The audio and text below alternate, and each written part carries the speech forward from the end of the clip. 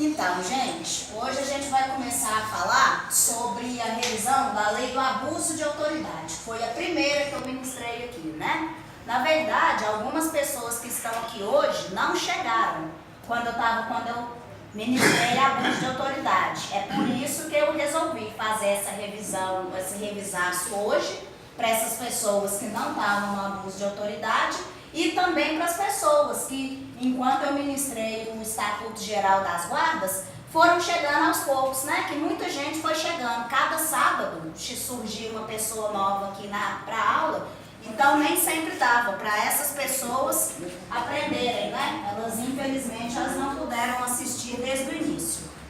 Então, a gente vai começar, tá? São 2 blocos. O primeiro bloco a gente vai fazer da Lei de Abuso de Autoridade e o bloco 2 do Estatuto Geral das Guardas Municipais.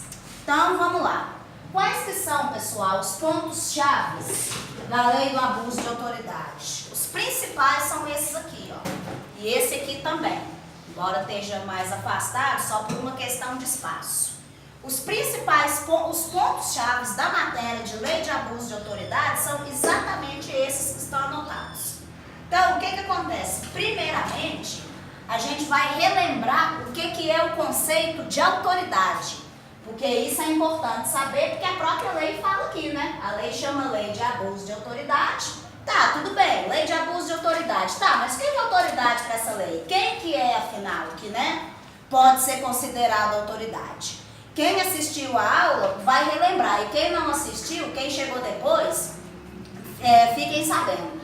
Autoridade, pessoal, é qualquer pessoa que esteja a serviço da administração pública, ou seja, servidor público, não só policial, mas qualquer servidor público em exercício da função, ainda que de forma transitória.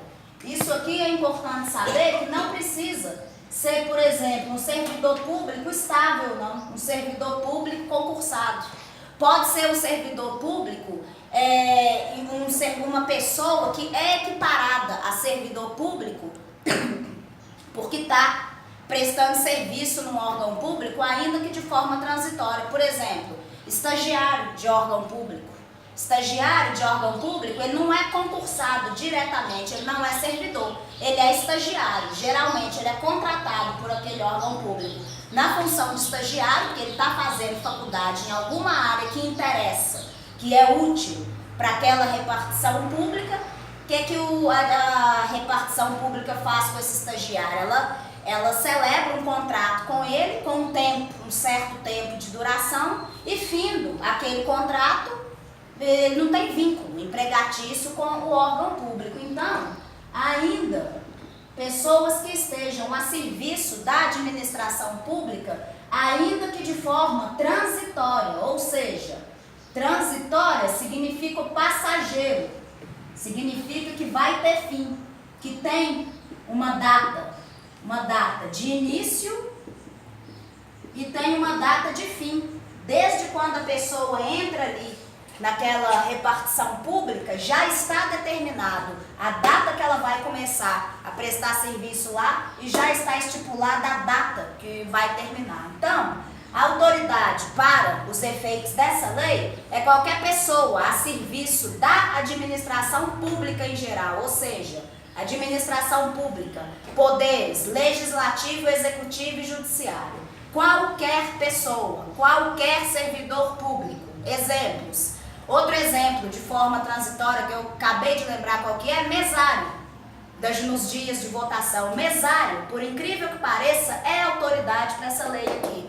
Por quê que ele é autoridade? Aqui, ó, por força disso aqui, ainda que de forma transitória. A lei 4.898, ela fala isso de forma expressa, que não é só servidor público efetivo, são pessoas que exerçam, como eu falei, função na administração pública, ainda que de forma transitória. O estagiário, que eu acabei de dar o exemplo, o mesário, no domingo das eleições. Naquele domingo ali, o mesário, ele é funcionário do TRE? Não é. Ele é servidor do Tribunal Regional Eleitoral? Claro que não.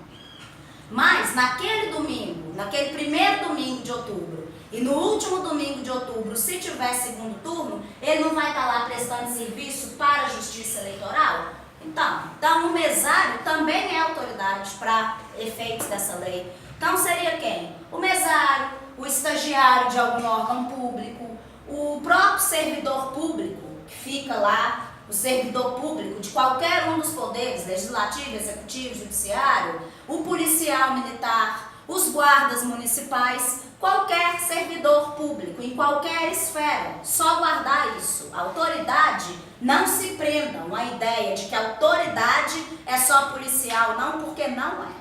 É policial, é servidor, é mesário, é qualquer pessoa que esteja a serviço da administração pública, de forma efetiva, que é o caso do servidor público concursado, ou de forma transitória, que é o caso do estagiário e do mesário. Ok? O que acontece? O próximo item, então, isso aqui está superado. Isso aqui é o conceito de autoridade para os fins dessa lei. Pronto. Depois, pessoal, eu falei também que o que acontece? Sempre que uma pessoa é vítima do crime de abuso de autoridade, se ela quiser, isso nem sempre acontece na prática, né? Na prática as pessoas costumam deixar para lá. Mas, para os efeitos dessa lei, o que vai ser cobrado na prova é o que ela tem que fazer se ela quiser exercer, né? Se ela quiser denunciar o cometimento desse crime. É isso que interessa para a prova. Então, vamos esquecer a parte que todo mundo deixa para lá, a surra que tomou do PM lá, vamos esquecer que todo mundo deixa para lá a humilhação que algum servidor de alguma repartição pública faz, vamos esquecer essa parte e vamos imaginar que todo mundo que sofre abuso de autoridade leva isso adiante. Porque os requisitos, é aí que entra. O que são os requisitos? Significa o que a pessoa, que a vítima do crime de abuso de autoridade deve fazer para levar aquilo adiante, para levar aquilo a conhecimento né, das autoridades superiores, as autoridades civis, administrativas e penais superiores de quem cometeu o abuso de autoridade. O que ela tem que fazer? Ela tem que fazer, primeiro ponto, a pessoa vítima do crime de abuso de autoridade, ela não precisa de advogado para levar esse processo adiante. Basta que ela faça uma carta escrita de próprio punho, em quantas vias? Em 2 vias. A denúncia, a petição de denúncia deste crime, ela tem que ser feita obrigatoriamente em 2 vias, tá? Basta que ela faça uma petição idêntica em 2 vias, contendo o quê?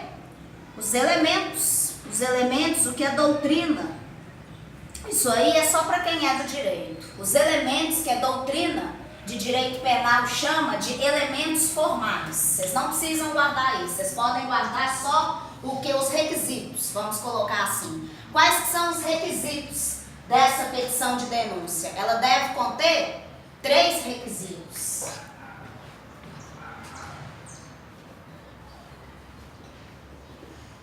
O que são esses requisitos? É o que vai ter que constar lá na petição lá, da vítima de abuso de autoridade. A vítima de abuso de autoridade, ela vai ter que indicar obrigatoriamente na petição dela a exposição do fato, ou seja, ela vai ter que contar como que tudo aconteceu, isso que é a exposição do fato. Ela vai ter que qualificar o acusado, ou seja, o que é qualificar o acusado? É falar quem que ele é, aonde que ele trabalha, entendeu? Por exemplo, se ela sofreu um abuso de autoridade, um servidor público da secretaria lá, da cidade administrativa. Vamos supor que ela foi lá na cidade administrativa, que é do que pertence ao poder executivo, e lá na cidade administrativa ela sofreu um abuso de autoridade de um servidor público dali, do poder executivo. O que ela vai ter, então, o que seria qualificar o acusado? Seria falar, quem abusou da autoridade, eu fui vítima do crime por um servidor público, né, da esfera do poder executivo, nome tal, trabalha na cidade administrativa, na secretaria tal, no horário tal, e pronto. Isso que é qualificar o acusado, é falar quem ele é, servidor de qual órgão, de qual local que ele é, Entendeu? Isso que é qualificar o acusado. E o terceiro e último requisito desses três, da petição de denúncia, é o rol de testemunhas. O que é rol de testemunhas? É você falar, é você colocar. Arrolar significa colocar. O que é arrolar as testemunhas? Colocar elas no papel, colocar o nome delas. Se caso houver, obviamente. Não tem como a gente prever que, né, todos os crimes que vão acontecer vão ter testemunhas. Não, não existe isso. Pode acontecer que a vítima de abuso de autoridade, que o crime de abuso de autoridade seja presenciado por outras pessoas, tanto como também pode acontecer de não ser presenciado por ninguém, de ninguém ter visto. Se caso o crime de abuso de autoridade não tiver testemunhas, se caso esse crime, no caso dessa pessoa, não tiver tido testemunhas, ok. Ela só vai colocar isso aqui, ó. Ela só vai colocar a exposição dos fatos e só vai qualificar o acusado. E vai dizer lá, ó, não teve testemunhas. E vai colocar de forma expressa na petição, não teve testemunhas. Agora, no caso, se teve testemunhas, que é o caso mais provável, dificilmente não tem testemunha, ela vai arrolar. Qual que é o número das testemunhas? A prova vai gostar disso aí, a prova vai perguntar o número das testemunhas que podem ser arroladas. 3, 5, 10, 12? Não, 3. Número máximo de 3 testemunhas, tá? Nem mais, nem não pode ter mais, pode ter menos. Ou seja, se tiver uma testemunha só, pode colocar ela lá. Se tiver 2 testemunhas, pode colocar ela lá. O máximo de 3. Se tiver 4, ou 5, ou 6, ou 7, não pode. Você tem que escolher. Vamos supor que 10 pessoas viram isso acontecendo. Não pode colocar todas as 10. Entre essas 10 pessoas que viram o crime, vocês têm que escolher ali 3 e colocar. Que é o máximo, tá? Esse 2 aí, professora, vestígio é o quê? Seria acrescentar? Vestígio? Assim eu vou chegar lá. Então, é o número máximo de testemunhas, tá? A princípio, quando o crime de abuso de autoridade não houver deixado vestígio, tá? Em regra, a regra é essa. Máximo de 3 testemunhas. Daqui a pouco a gente vai ver a exceção, a gente vai entender que esse número aqui vai poder subir para 5, mas isso é uma situação excepcional, que a gente vai ver daqui a pouco. Mas a regra é essa, número máximo de 3 testemunhas. Outra coisa que vocês têm que saber, muito importante, que é importante relembrar, a independência de ter inquérito instaurado para a denúncia desse crime. Um crime comum, por exemplo, um homicídio. Um homicídio, se você mata uma pessoa hoje, você não vai ser preso hoje não. A não ser que seja em flagrante.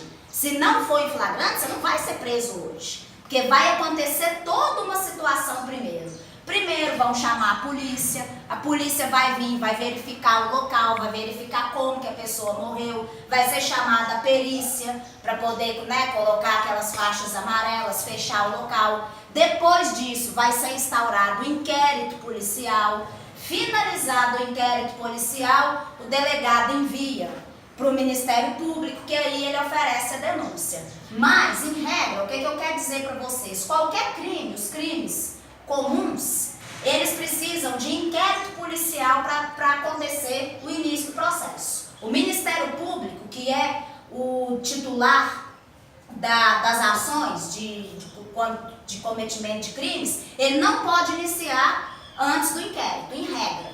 Então, a maioria dos crimes, eles precisam de inquérito para poder começar. Esse aqui não. Né?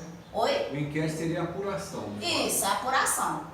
O que acontece? Esse aqui não. Isso aqui, ó, vocês esquecem inquérito. Isso aqui não precisa de inquérito, não. Não precisa de apuração, não precisa de nada. Isso aqui, basta que a vítima vá lá, queira levar isso adiante, faça isso aqui, ó, essa petição da denúncia em 2 vias, basta que ela obedeça esses 3 requisitos aqui e pronto. Não precisa de inquérito a ser instaurado, tá? Então, quer dizer, esse é outro ponto-chave. O próximo ponto-chave, pessoal, são os vestígios. O que acontece? Qualquer crime pode deixar vestígio, qualquer um. E no caso do crime de abuso de autoridade, ele tem um tratamento específico se ele deixar vestígio. A própria lei fala isso. Tá aqui, ó. No caso, essa é a exceção que eu falei para vocês. No caso do crime de abuso de autoridade ter deixado vestígios, somente nesse caso, a vítima, por força do texto da lei, ó, da lei 4.898, ela pode subir esse número aqui, ó, que lá no início a gente aprendeu que a regra é o número máximo de 3 testemunhas. No caso do crime deixar vestígios, ela vai poder subir isso aqui para 5. E se o crime houver deixado vestígios, ela vai poder arrolar mais 2 testemunhas, se ela quiser. E se ela quiser também, juntamente com esse arrolamento de mais 2 testemunhas, ela vai poder requerer ao juiz a designação de um perito. Perito, eu até expliquei na aula que eu falei sobre isso. O que é um perito? Perito, por exemplo, é uma pessoa que é nomeada pelo juiz para poder apurar um fato que o juiz não tenha conhecimento técnico. Por exemplo, vocês sabem que o juiz ele entende de lei, correto? Ele está ali para julgar, o juiz entende de lei. Mas, por exemplo, o juiz ele não entende de cálculo. Se alguma hora ele vê lá um cálculo de matemático no processo, ele não vai poder dar andamento no processo sem antes esclarecer aquele cálculo, por um motivo óbvio. O juiz não entende cálculo, o juiz não é contador. Então, nesse caso, para o juiz dar o prosseguimento naquele processo, esse cálculo impede o juiz de prosseguir sozinho. Então, nesse caso, o que o juiz faz? O juiz nomeia um perito contábil, que geralmente é um contador. O juiz dá lá no processo um despacho falando, em razão dos cálculos colocados na petição de folhas, vamos supor 14 a 17, nomeie fulano de tal perito contábil do juízo. Então, perito é isso, é uma pessoa que tenha um conhecimento técnico que o juiz não tem e que aquele conhecimento técnico, o desenrolar do processo depende daquele conhecimento técnico que o juiz não conhece dele. Isso que é um perito. Chamam-se peritos do juízo. Existe perito de tudo quanto é tipo que vocês imaginarem. Existe perito contábil, existe perito médico, perito odontológico. É cada rolo que você vê em processo que existe coisa lá de várias sortes. O juiz nomeia diariamente médico como perito para falar sobre alguma coisa que ele não sabe. O juiz também não entende biologia, mas se a pessoa falar lá no processo que ela tem uma doença lá e for necessário elucidar isso, o juiz não pode seguir. Quem vai falar não, né? O advogado dessa pessoa aqui está falando que ela está com essa doença. Mas eu não entendo nada de doença, eu não posso, né, falar nem que sim, nem que não. Eu não posso julgar que ela está ou não doente. Então, nesse caso, o que eu vou fazer?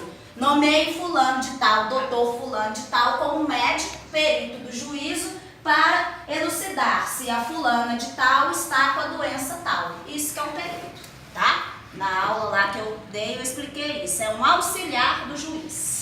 Então, o próximo ponto-chave foi esse, tá, pessoal? Se, recapitulando aqui, além no caso de vestígio, especificamente. Se o crime de abuso de autoridade houver deixado vestígios, lembrem que a vítima teria, vamos dizer assim, 2 bônus. Quais que seriam esses 2 bônus?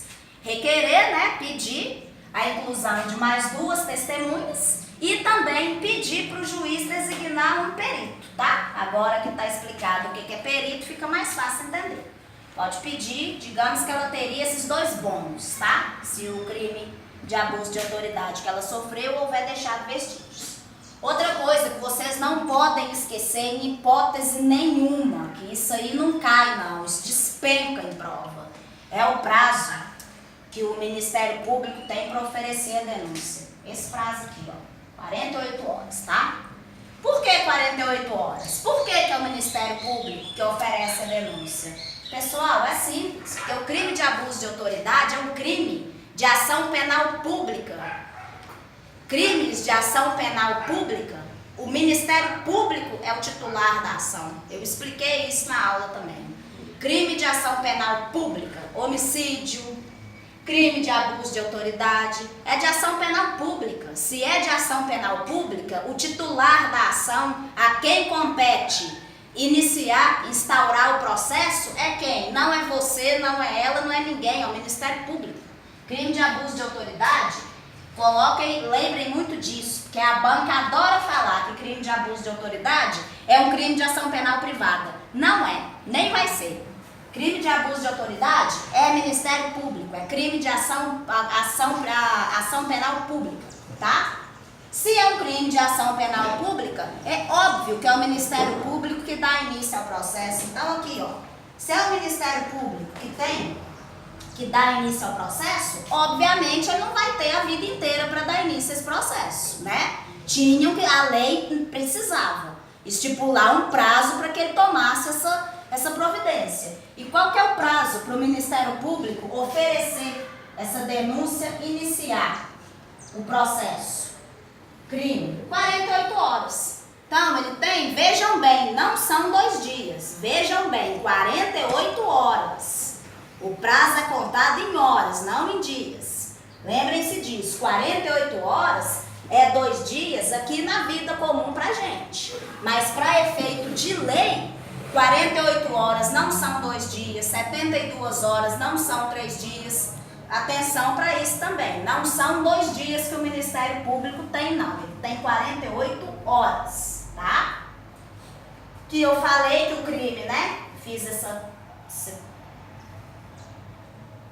observação aqui, ó. É um crime de ação penal pública. O que é um crime de ação penal pública? Que o titular da ação é o Ministério Público. Só vocês guardarem isso. Ação penal pública, Ministério Público. Ação penal privada, a vítima que sofreu.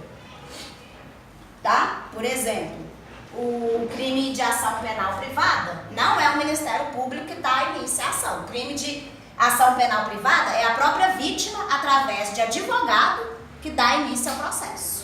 Tá? Mas de ação penal pública é o Ministério Público. E o que acontece? Pode acontecer 2 situações, pessoal. O Ministério Público, ele não é santo, não. O Ministério Público, ele parece ser santo, mas ele não é santo, não. O que eu quero dizer com isso? O Ministério Público, ele pode muito bem não oferecer a denúncia naquele prazo ali, não. Ele pode não oferecer, ele não é santo. Né? Ele tem 1000 processos, ele tem 1000 afazeres, né? Como todo órgão público tem suas falhas, não é santo. Então, o que acontece? Pode acontecer que ele não vai iniciar o processo em 48 horas, não. Aí vocês me perguntam, e se ele não iniciar o processo em 48 horas? Aí, por isso que eu coloquei a ação penal privada aí. Aí, excepcionalmente, nessa situação de inércia do Ministério Público, a vítima pode iniciar o processo. Só com essa exceção. Somente se o Ministério Público ficar inerte, a vítima pode iniciar. A vítima pode ir lá, ela mesma iniciar o processo. Mas somente na inércia do Ministério Público. Outra coisa que é importante também, que eu coloquei aqui, vocês vão ficar putos de raiva, mas infelizmente é o que acontece. O Ministério Público, ele tem prerrogativa para isso. Se o Ministério Público ficar inerte com isso aqui, ó, se ele não iniciar o processo em 48 horas, a vítima vai lá e inicia o processo, como eu expliquei, porque a lei permite. A vítima vai lá e inicia o processo. O Ministério Público, se ele quiser, ele é cara de pau. Ele pode retomar o processo em qualquer hora que ele quiser. Aí você me pergunta, não, interessante, né? Na época lá que era para ele oferecer a denúncia, ele não ofereceu. Aí agora que o processo já teve a sentença, a sentença condenatória reconheceu que eu fui vítima desse crime, o Ministério Público retoma, ele volta a ser titular da ação. Infelizmente é verdade, ele tem prerrogativa constitucional para isso, tá? Ele pode fazer isso se ele quiser. Ainda que ele fique inerte, que ele não dê a mínima para você, que você tenha que ter lá todo o trabalho de iniciar o processo, passar aquela dor de cabeça do inferno, ele pode. A hora que ele quiser. Ele acordou lá, ele cismou. vai, eu vou retomar essa ação. Mas essa ação aqui eu não intentei no prazo legal, não. Ih, vacilei. Ah, mas não tem problema não, vou retomar ela hoje. Ele pode, ele tem prerrogativa para isso. É duro, né? Mas fazer o quê? Então é isso, esses dois pontos chaves que vocês têm que lembrar, tá? O crime de abuso de autoridade, ele pode ser excepcionalmente de ação penal privada, ou seja, excepcionalmente a vítima pode iniciar com o processo somente em caso de inércia do Ministério Público. E mesmo sendo a vítima que iniciou o processo, ou seja, mesmo o Ministério Público tendo tido a inércia, a qualquer momento o Ministério Público pode retomar o processo, tá? Outra coisa muito importante é isso aqui, ó, é o rito. Rito é o que é? É a forma de andamento do processo. O crime de abuso de autoridade é um dos motivos que ele não precisa de advogado. Por dois motivos que a vítima não precisa de advogado. Uma por força do próprio texto dessa lei aqui, ó. O próprio texto lá nos primeiros artigos ele fala isso, que não é necessária assistência por advogado. E segundo, pessoal, o segundo motivo que ele não é necessária assistência de advogado é porque os crimes de abuso de autoridade, eles tramitam nos juizados especiais criminais. O que significa isso? Tramitar no juizado e não na vara criminal. Significa que ele é um crime de menor potencial ofensivo. Na lei, até coloquei aqui, ó, Lei 9.099 de 95. Essa Lei 9.099 de 95, quem interessar depois em ler, é a famosa Lei dos Juizados Especiais.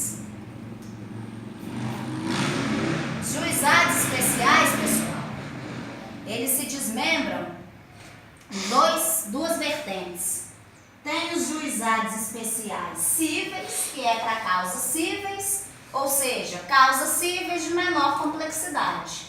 Causas, entendeu? Que de acordo com a lei, não vou explicar porque não interessa isso para vocês, eu só estou ajudando aqui. São causas que entendem como de menor complexidade, tanto cíveis quanto criminais. No caso, existem os juizados especiais cíveis. E existe também uma modalidade, né, criminal, né? Os juizados especiais criminais, que a gente chama de GCRIM. A gente que é da área lá, a gente chama, igual o cível, a gente chama de GESP. GESP cível. E o criminal a gente chama de GCRIM, que é Juizado Especial Criminal. Juizados Especiais Criminais, o texto da Lei 9.099 fala, ele é competente para julgar as causas, os crimes de menor potencial ofensivo. O que é um crime? Aí você me pergunta, o que é um crime de menor potencial ofensivo? Tá aqui, ó. É um crime que a pena, lá no Código Penal, na parte especial lá que ele determina as penas de cada crime, é um crime que se você chegar lá, abrir o Código Penal, na parte especial dele, dos crimes, você vai ver lá que o legislador, ele estipulou uma pena para aquele crime igual ou inferior a 2 anos. No texto da lei está o contrário disso. O texto da lei está falando que crimes de menor potencial ofensivo são os crimes que têm pena não superior a 2 anos. Aí eu coloquei isso aqui como interpretação. O que significa, lembra que eu sempre falo esse negócio de interpretar. O que significa essa expressão não superior? Significa que pode ser igual ou inferior, não pode ser superior a 2 anos. Mas pode ser igual? Pode. Pode ser inferior? Pode, só não pode ser maior. Por exemplo, 2 anos e 1 dia já não pode. 2 anos e 3 meses não pode, já não é mais juizado especial criminal, aí já é vara criminal. Aí já é fórum, já é vara criminal. Agora, se for de 1 ano e meio, crimes, né? Que a pena seja de 1 ano, 1 ano e meio, até 2 anos, ele pode, por força da lei 9.099 de 95, ele pode tramitar no juizado especial criminal. Então, se cair na prova como que é o rito de tramitação do crime de abuso de autoridade, é o rito sumaríssimo. Sumaríssimo significa exatamente isso, significa rápido, célere. Porque os juizados especiais, eles são famosos por isso. Os juizados especiais, eles foram criados para poder desafogar o fórum, as varas cíveis e criminais, que são processos mais demorados. Os processos que tramitam nos juizados, por serem de menor complexidade, tanto de causa civil quanto de causa criminal, eles tramitam mais rápido, por uma questão de lógica. Se é menos complicado de resolver, é claro que vai tramitar mais depressa. Agora, se um processo é mais complicado, é mais complexo, por lógica que ele vai demorar mais tempo para ser resolvido. Então, como os juizados foram criados em 1995 para poder acelerar, desafogar a justiça comum desses processos mais simples, ele pode tramitar aqui, ó, no juizado especial criminal. Por que ele tramita pelo rito sumaríssimo? Sumaríssimo significa rápido, significa célere, significa simples. Isso que significa rito sumaríssimo. O rito da justiça criminal, da justiça comum, é o sumário. Tem rito sumário, tem ordinário. Isso para vocês não interessa.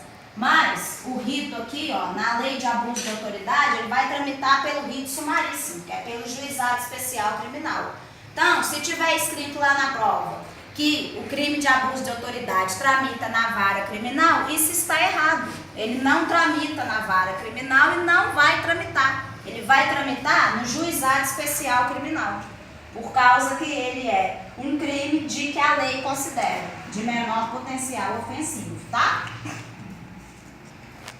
Tem mais pontos-chave aqui, tá bom? Tem isso aqui, tem aquele ponto-chave também que eu falei, da responsabilização do autor, né? Do crime, no caso.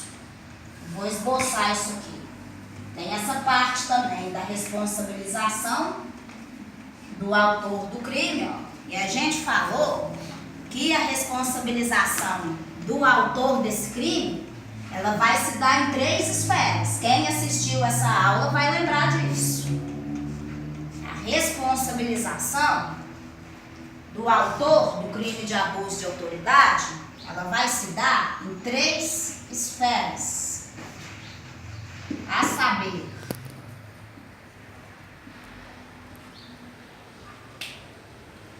em esfera administrativa, em esfera civil e em esfera criminal. Isso que seriam as 3 esferas, é a responsabilidade do autor do crime de abuso de autoridade, tá?